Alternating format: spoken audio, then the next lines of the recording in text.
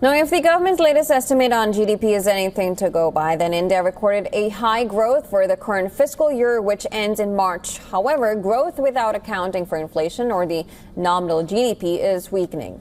GDP advance estimates show what we already know broadly. The country's $4 trillion economy is now expected to grow 7.4% above the government's earlier projection of 6.3% to 6.8%. India has edged past Japan to become the world's fourth largest economy. Now, the outlook shows real growth will likely ease from recent highs, but still remain very strong. On the other hand, nominal growth is weak and well below budget estimates. And if we look at the recent high-frequency indicators, they're not really positive. GST revenue is slowing sharply, electricity demand is negative, and fuel consumption also remains soft.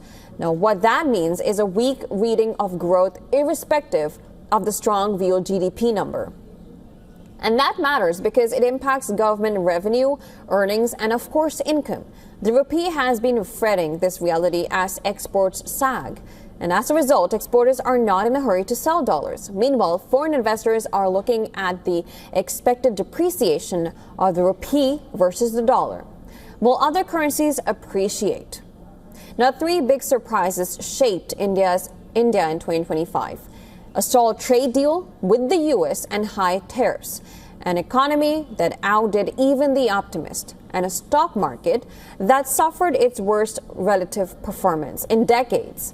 Now, that trend is expected to continue in 2026. Now, last year, facing steep U.S. tariffs and an uncertain global backdrop, the government accelerated domestic reforms to support growth. And that includes an overhaul of consumer taxes on hundreds of everyday goods, personal income tax cuts, as well as implementation of long-delayed labor reforms. Now, the latest estimate of GDP will be revised later this month in the economic survey as data coverage improves. Now, more importantly, that will be used as a base for the budget due to be announced on February 1st.